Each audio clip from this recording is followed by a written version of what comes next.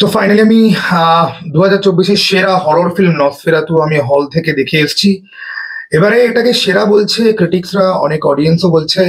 2024-এর সেরা হরর ফিল্মের মধ্যে আমি এটাকে রাখবো না। হ্যাঁ, সেরা হরর ফিল্ম, ভালো হরর ফিল্মের লিস্ট যদি তৈরি হয় তার মধ্যে রাখতে পারি, বাট সেরার মধ্যে রাখতে পারবো না। আর রবার্ট ইগার্সের 4টে সিনেমার মধ্যে একটা আমি দেখিনি, নর্থম্যান আমার দেখা নেই। বাকি 3টের মধ্যে র্যাঙ্কিং যদি করি তাহলে দ্য উইচ প্রথমে থাকবে। আমাকে একবার একজন কথা বলতে বলেছিল, পরে আমি অবশ্যই কোনোদিন কথা বলবো। লাইট হাউসকে তার পরেই রাখবো, আর নসফেরাতুকে আমি 3 নম্বরে রাখবো। দেখো, নসফেরাতু খারাপ সিনেমা নয়। নসফেরাতুতে অত্যন্ত পারফরমেন্স হেভি একটা ফিল্ম, সিনেমাটোগ্রাফি গর্জিয়াস আমরা দেখতে পাই। বাট রবার্ট ইগার্সের ফিল্মে সিনেমাটোগ্রাফি গর্জিয়াস হবেই, সেটা কিন্তু পয়েন্ট নয়। পারফরমেন্স হেভি, সেটা তো অ্যাক্টরদের ক্যালিবার, এবং ডিরেক্টরকেও তাদের থেকে পারফরমেন্স বার করে নিয়ে আসতে হয়েছে। কিন্তু গল্পটা কোথাও গিয়ে আমার কাছে, তো দেখো সিনেমার মেইন জিনিস হচ্ছে কি, আমার জন্য অ্যাটলিস্ট গল্প। বাকি সমস্ত উপঢৌকন বা অলংকারিক জিনিসপত্রগুলো যতই ভালো হোক না কেন, মেন হচ্ছে কি গল্প। এখন এই সিনেমার প্রথম অর্ধ আমার খুব ভালো লেগেছে, ফার্স্ট হাফ খুব ভালো লেগেছে। দ্বিতীয় অর্ধ ক্লাইম্যাক্সের আগে অব্দিও ভালো লাগছিল, ক্লাইম্যাক্সটা আমার ভালো লাগেনি। আমার মনে হয়েছে অ্যারন টাইলার জনসন, উইলিয়াম ডাফয় আর নিকোলাস হল্ট এবং ইমারসনের যে ক্যারেক্টারটা যেটা ছিল, এদের 4 জনের ক্যারেক্টারটাকে যত ভালো করে গোটা সিনেমাতে থ্রু আউট বিল্ড আপের জন্য ইউজ করা হলো, ক্লাইম্যাক্সে সবাইকে অপ্রয়োজনীয় করে দেওয়া হয়। ক্লাইম্যাক্সে মনে হচ্ছে যে এই ক্যারেক্টারগুলো পুরোপুরি নাল ভয়েড, এদের কোনো রকম গুরুত্বই যেন ছিল না। এখানে তোমাদেরকে আমি আরেকটুখানি এক্সপ্লেন করি।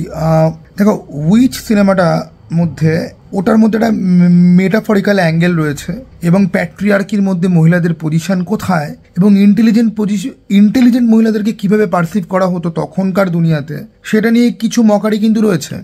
লাইট হাউস তোমরা যদি দেখো, সেটা একটা মাইথোলজিক্যাল অ্যাসপেক্ট রয়েছে, ফিলোজফিক্যাল অ্যাসপেক্ট রয়েছে, দেন ওটা একটা সাইকোলজিক্যাল হরর ফিল্ম।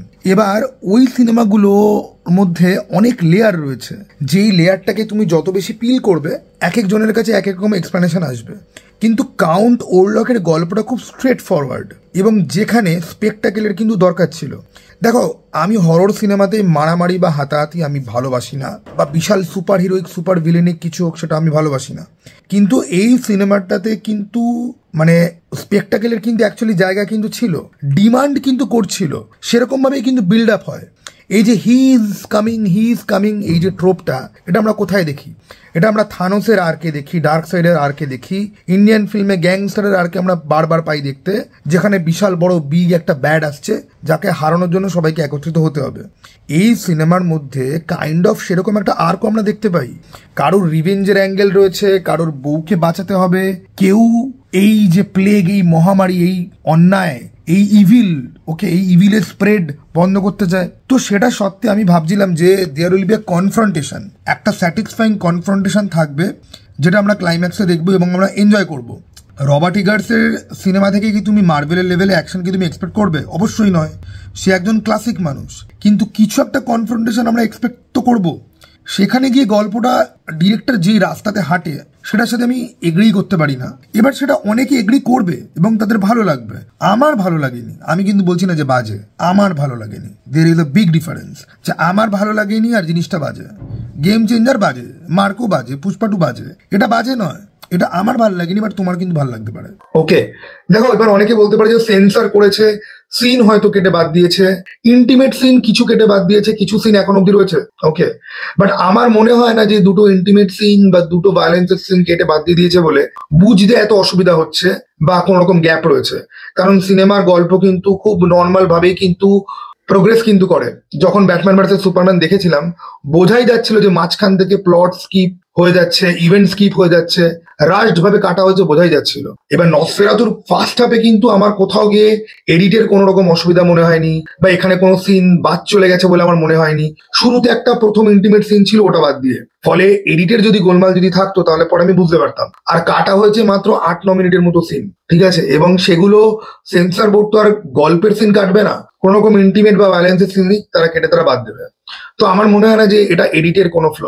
সিনেমার এক একজনের কাছে এক এক রকম, প্রত্যেকের এক্সপোজার আলাদা, প্রত্যেকের পারসেপশন আলাদা, প্রত্যেকের পয়েন্ট অফ ভিউ আলাদা, এক একজন এক একটা জিনিসকে পারসিভ করে এক এক রকম ভাবে, সেই জন্য এক একজনের ইন্টারপ্রিটেশন এক এক রকম হতে পারে, ফলে সিনেমাটা তোমার জন্য ওয়ার্ক করতে পারে। বাট অনেস্টলি এই সিনেমার ক্লাইম্যাক্স আমার খুবই দুর্বল লেগেছে, পুরো মিম ম্যাটেরিয়াল মনে হয়েছে। আমরা হল থেকে বেরিয়ে হাসছিলাম যে औरत का चक्कर বাবু ভাইয়া, औरत का चक्कर। ওকে, তো সেইটা বাদ দিয়ে ভাই কথা বলার মতো প্রচুর জায়গা রয়েছে।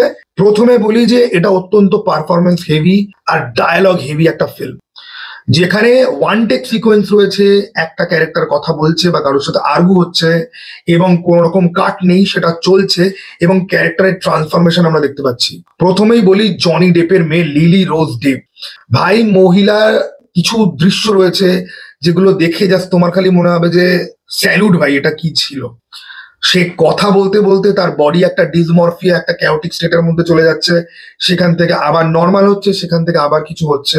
তার পারফরমেন্স আমি এই প্রথমবার তাকে আমি নোটিশ করলাম, ঠিক আছে, আমি এর আগে এর কোনো সিনেমা দেখেছি বলে আমার খেয়াল পড়ছে না, এবং আমি দুর্দান্ত লেগেছে, মানে জাস্ট কিছু বলার নেই, তার পারফরমেন্স জাস্ট টু গুড।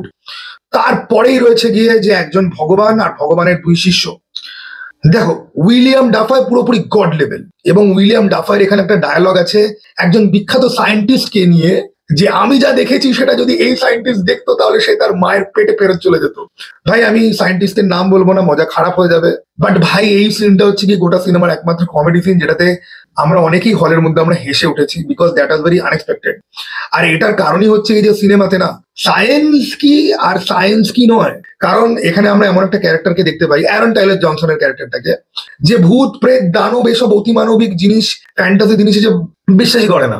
আর এদিকে উইলিয়াম ডাফের ক্যারেক্টারটা হচ্ছে কি যে সায়েন্স থেকে অ্যাডভান্স সায়েন্সের লেভেলে চলে গেছে, তার মতে এগুলো খুব রিয়েল। তো তাদের দুজনের কিছু আর্গুমেন্ট রয়েছে, সেখানে উইলিয়াম ডাফে তো বলেই দিলাম গড লেভেল, কিন্তু অ্যারন টাইলার জনসন কিক-অ্যাস দেখে ওর ফ্যান হয়েছিলাম, বুলেট ট্রেন দেখে ওকে ভালোবেসে ফেলেছিলাম, 28 ইয়ার্স এর ট্রেলার দেখে এক্সাইটেড যে ও এই সিনেমাটাতে প্রোটাগনিস্টের চরিত্রে রয়েছে, ক্র্যাভেনে ওকে নিয়ে লোকে খিল্লি করেছে, খারাপ লেগেছে, বাট এই সিনেমাতে যে ও আছে আমি এটাই জানতাম না, কারণ আমি নসফেরাতুর ট্রেলার টিজার আমি কিচ্ছু দেখিনি, আমি ফুল সারপ্রাইজ দেখার জন্য আমি কিচ্ছু দেখিনি, সিনেমা নিয়ে আমি কারোর সাথে বেশি আলোচনাও করিনি, শুধুমাত্র জানি রবার্ট ইগার্সের ফিল্ম প্রথমবার আমি হলে দেখতে যাবো।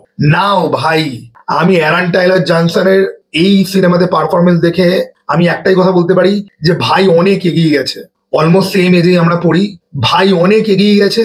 লোকজন রবার্ট প্যাটিনসনের ফ্যান হয়, আমি এই ছেলেটার ফ্যান ভাই। এই ছেলেটা কিছু আগুন লাগাতে যাচ্ছে ইন দি ফিউচার।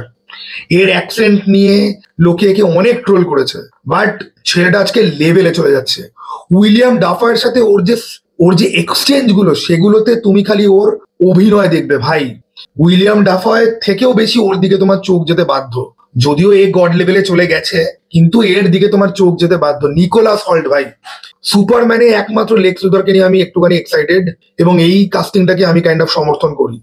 এই ছেলেটা ভাই, জুরো নাম্বার 2টা আমি চুম্বক দিয়ে নামিয়ে রেখেছি, দেখা হচ্ছে না আমার গান্ডুমি। এই ছেলেটা কি পারফরমেন্স দিয়েছে এই সিনেমার মধ্যে।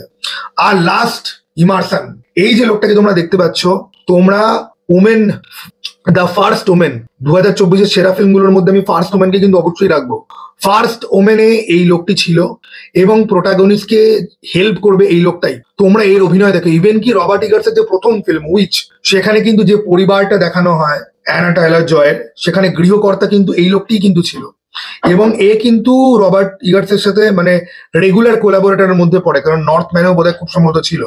এবং এর গলার ভয়েস শুনলে না মনে হবে যে অমিতাভ বচ্চন ফেল, সাউথের Arjun Das fail, Nana Patekar fail, Lucius Fox, I mean Morgan Freeman পর্যন্ত ফেল। এর যা ব্যারিটোন না, তোমার মনে হবে যে কোথায় অমিতাভ বচ্চন। অমিতাভ বচ্চনের গলা সব থেকে ভারী, সব থেকে বিউটিফুল, দেন আসে হচ্ছে এই ইমারসানের গলা। ভাই মাথা খারাপ করা ব্যারিটোন লোকটার, এবং এই সিনেমাতে এর কিন্তু যথেষ্ট স্ক্রিন টাইম কিন্তু পেয়েছে। এর ক্যারেক্টারটা খুবই ইম্পর্টেন্ট একটা ক্যারেক্টার। এবার ক্লাইম্যাক্সটা এমন যে সবকিছুকে চটকে চ করে দেয়। কিন্তু দাঁড়াও, আমি তোমাদেরকে কোনো সেন্ট্রাল ক্যারেক্টারের পারফরমেন্স নিয়ে কিছুই বলিনি। অ্যাকচুয়ালি ও যে পারফর্ম করেছে কিনা আমি সেটাই বুঝতে পারছি না। বিল স্কারসগার্দ ভাই, একটা জিনিস তোমরা বোঝো, এই বছরে দুটো ফ্লপ খেয়েছে।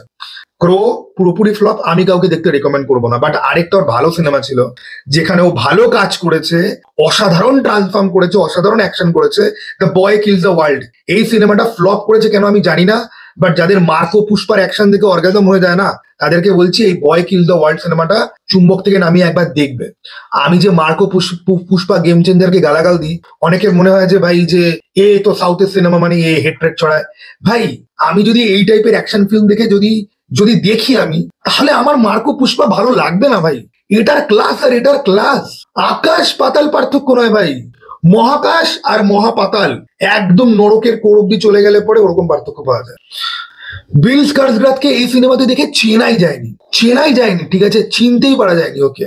এবং কাউন্ট ড্রাকুলা বা কাউন্ট ওরলককে আমার বোধহয় সব থেকে, দেখো কাউন্ট ড্রাকুলাকে নিয়ে কিন্তু প্রচুর ফ্যান্টাসি আছে এবং এই গল্পটার মধ্যে রোম্যান্সের অ্যাঙ্গেল, বাট এই রোম্যান্সটা যে অ্যাকচুয়ালি একটা হরিফাইং একটা জিনিস, সেটা অনেকে রিয়েলাইজ করে না। সেই জন্য আমি হোটেল ট্রান্সিলভেনিয়া নিইনি, 1992 এর ফিল্ম নিইনি, কিংবা ভ্যান হেলসিং এর মতো ফ্লপ ফিল্ম আমি উঠিয়ে। সেখানে ড্র্যাকুলাকে দেখতে সবসময় হ্যান্ডসাম, ড্র্যাকুলার ব্যাক ব্রাশ করা লম্বা চুল, তার চোখ ভীষণ সুন্দর, মুখ চোখ পুরোপুরি বিউটিফুল।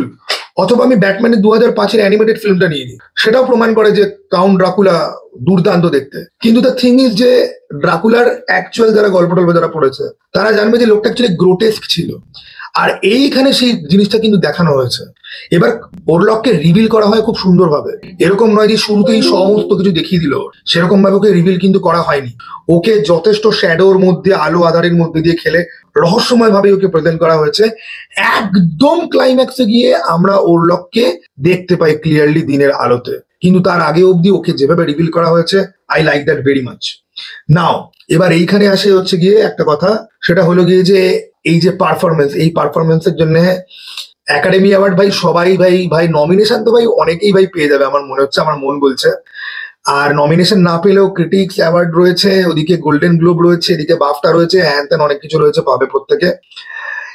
আমি এদের অভিনয়ের থেকে আরো একটা জিনিস যেটাতে আমি মুগ্ধ হয়ে গেলাম, সেটা হচ্ছে গিয়ে যে ডায়ালেক্ট, এদেরকে স্পিচের ট্রেনিং দেওয়া হয়েছে এবং এরা ওই ভিক্টোরিয়ান ইংলিশ টাইপের যে ডায়লগ গুলো যে দেয়, এবং এদের ডায়লগ ডেলিভারি তুমি দেখবে, এটা কিন্তু নর্মাল রেগুলার ইংলিশে যেরকম ডায়লগ আমরা দেখি সেরকম কিন্তু নয়, এবং দুর্দান্ত। আর এইরকম এনার্জেটিক পারফরমেন্স প্রত্যেকের। ইভেন কি আরেকজন মহিলা রয়েছে এখানে, আমাদের ডেডপুল ভার্সেস উলভারানি যিনি ভিলেন হয়েছিলেন, আর এখানে একটা সাইড চরিত্র আছে যাকে নিয়ে কিছু হরর সিন আছে, তারও অভিনয় খুব ভালো।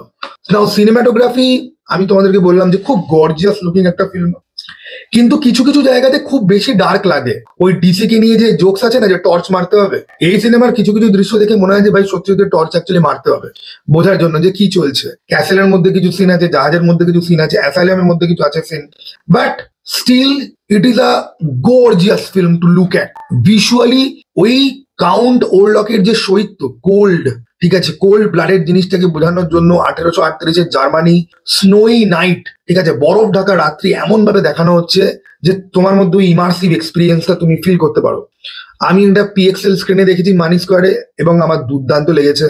এবার গল্প নিয়ে আমি একটুখানি হতাশ, তা বাদ দিয়ে বাকি সমস্ত কিছু কিন্তু আমার হেভি লেগেছে।